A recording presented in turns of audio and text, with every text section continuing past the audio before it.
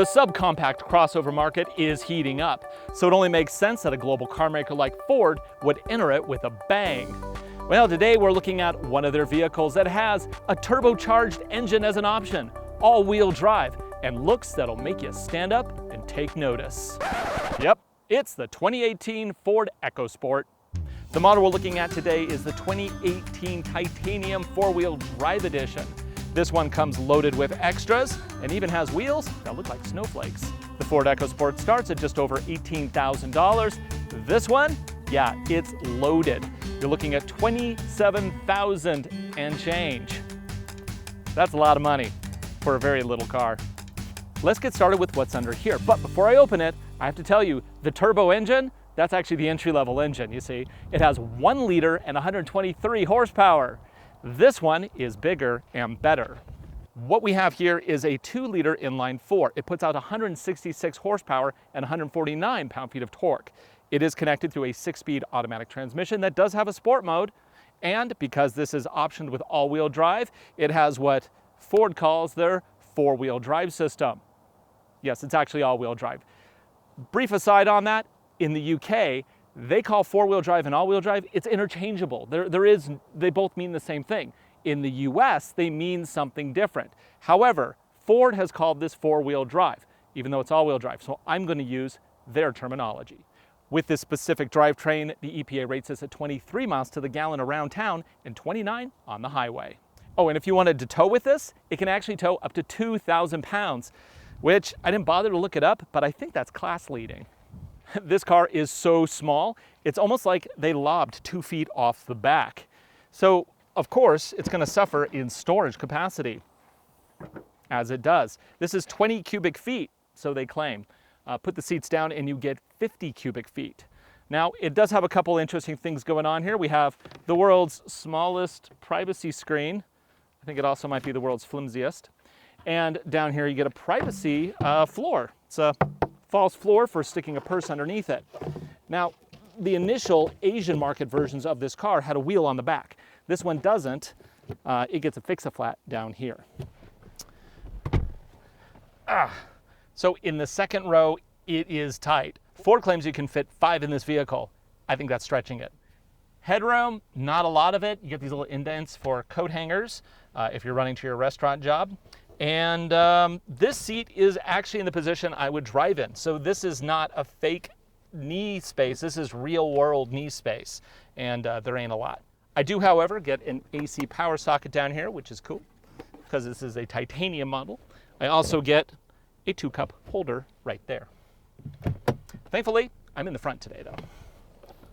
Can't get foot out.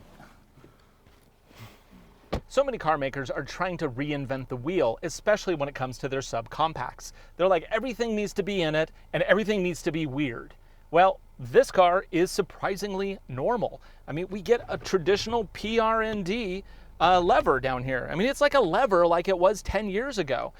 And for the handbrake, yeah, it's actually a handbrake. It's not a little hydraulic button hiding somewhere.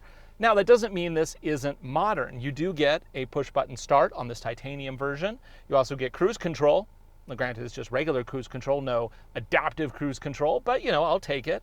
And then you get an aircon system that works. It's not dual zone. It's not fancy. It doesn't detect your body temperature or anything like that, but, you know, it has heated seats and it lets you set a temperature, and I like that. Up here we have a gauge cluster that is, again, very traditional. We have RPM on the left, speedo on the right, physical gauges telling us how much gas is in it and what the temperature of the engine is. These are all very practical, normal things. And then above it, we get a multifunction display that gives us some additional information, such as what the current MPGs are, what features are enabled in the car. I can even see what radio station I'm on. So that's kind of nice. Now, speaking of radio, this is interesting. What Ford has done is they've taken one of their more high-end systems and stuck it into this little EcoSport. And it's great because it has the latest version of Sync 3, which I'm actually rather fond of. Sync 2 was horrible. That you could, like, you know, set that one on fire. This one is very nice. It's practical, it's straightforward, it's modern, it's clean. It's all the things you want in a navigation system. And this one actually includes navigation. So often in these smaller cars, they'll give you the screen but won't give you the nav. This one, it has nav. And let's just say that you don't want to use their nav, or you want to enable deeper functionality with your iPhone or your Android device. That's okay, because this one does support Android Auto as well as Apple CarPlay. Let's go and plug it in. And there we go, Apple CarPlay. Now, it is interesting, the colors on this display do appear to be slightly muted. They're not as vivid as you will see in something like a BMW screen, for example. But considering the cost of this vehicle and the size of this vehicle, I think this actually is very practical and it makes sense. It's good enough. Actually, it's better than good enough. It's really great. It's huge, it's big, it's right in my eye line, it's super easy to see, and it's easy to use with multi-touch functionality. And because the latest version of CarPlay supports Apple Maps and Waze, I have that with a push of a button. Going a bit deeper in the system, you can pick between several inputs, including XM radio if you're a subscriber. And you can also pick a non-iPhone or Android device, as well as FM and AM. Phone integration is of course included because I have CarPlay connected right now. It has my family members there.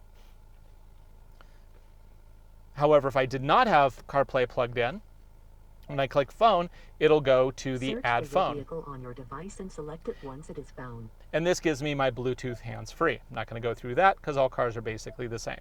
One other nice feature here is not the fact that it has a backup camera, because all modern cars are required to have backup cameras, but this goes one step further. It has parking sonars in the back, which will show rear cross traffic alert, and it also has animated lines showing me not just my wheel path, but also a tow hitch path.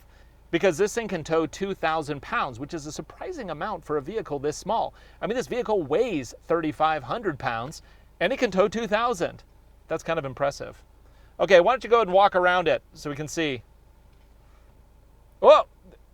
There we go. Rear parking aid, nice. Okay. Oh, I can zoom in for trailer hitch lineup. Oh, that's pretty cool actually. And of course, because this is 2018, there has to be something really modern and not really useful. We have mobile apps. Personally, I don't find mobile apps very useful. Some people, I guess, like them. I don't know why they keep adding them. I think they're just really trying to come up with new things to do. And I can, of course, turn the entire thing off. Now, not all cars have such a convenient turn it all off button, but I really like that that's there, because sometimes you're driving late at night, you just don't want the screen. Boom, done, gone, bye-bye. Being that this was primarily a European design that was imported into the US, it of course has auto start stop at idle for the engine, so it shuts it off when you come up to a stoplight. And there's a big button down here if I want to turn off traction control. USB sockets are in abundance. We get 2 up here. Even though this is the top end model, there are no paddle shifters. That kind of would have been nice, although I probably would have complained that they were too small anyway. So let's just call that one a draw, I guess. The steering wheel is wrapped in fairly decent leather for the price here. That's not bad.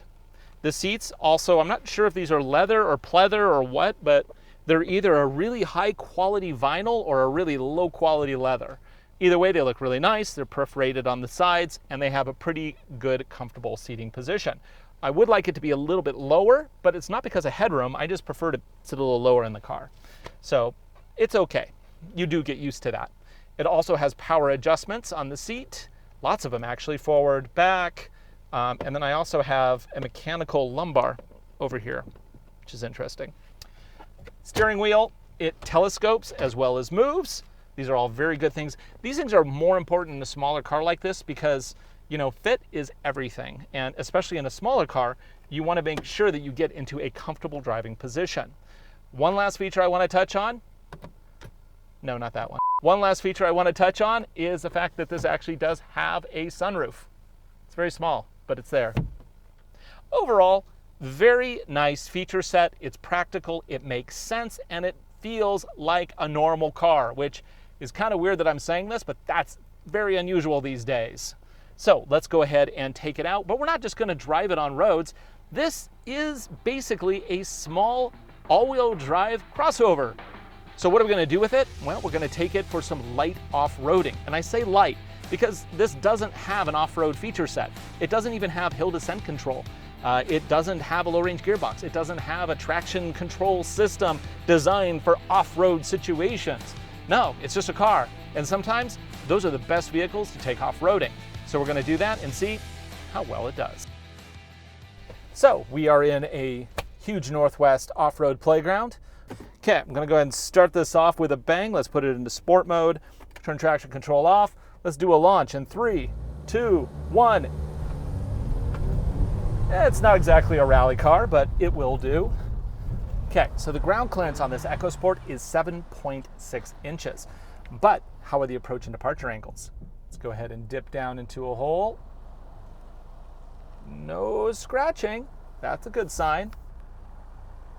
Yeah, no problem. That was easy. How about a full throttle turn? Yes, it can. Nice. I like small, fun crossovers.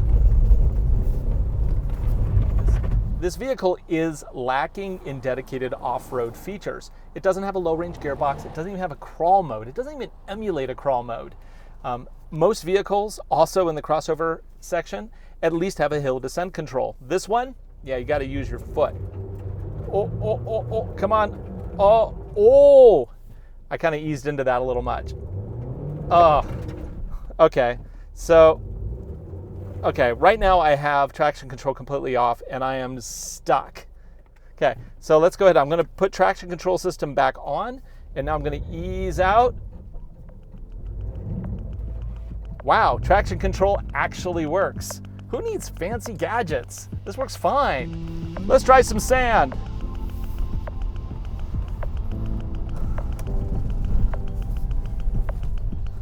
This might be a mistake. Oh man, that's soft.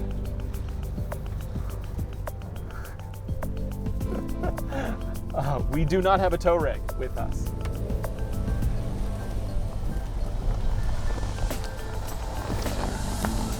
I had gravity on my side, and that's a good thing. If I didn't have gravity, I don't think I would have made that out. And I don't have a tow rope, so I don't really want to push my limits there.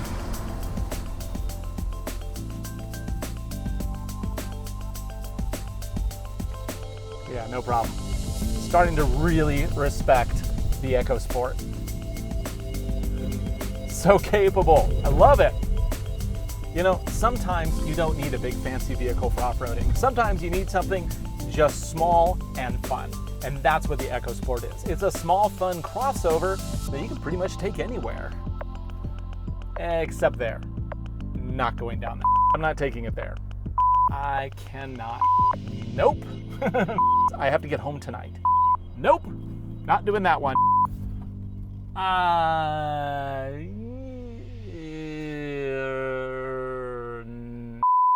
Okay, we've seen how it does off-road. Now let's go see how it does where it actually was intended to exist, on pavement. Whoa, okay, here we go. Tiptoe onto the cement. And away we go. Goodbye, dirt. It was fun, but I don't think that's what this car was intended for. Okay, now let's go find a place to do a 0 to 60 test, because I'm really curious what this thing can do. This looks like a good spot. Let's do it right here. 0 to 60.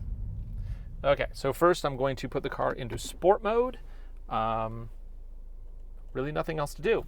I'll mash the gas, mash the brake, release the brake, and go. Okay. 20, 30, 40, 50, and 60. You know, the 0 to 40 ain't bad, but once you start getting into that 50 and 60 range, it's definitely on the slow side. Still, better than the new 2019 Subaru Forester, I bet.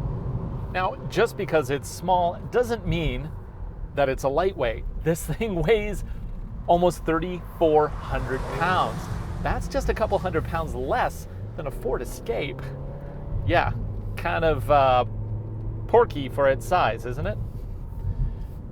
Handling is probably as you would expect. It's a little on the vague side, but the suspension is nicely damped for North American roads.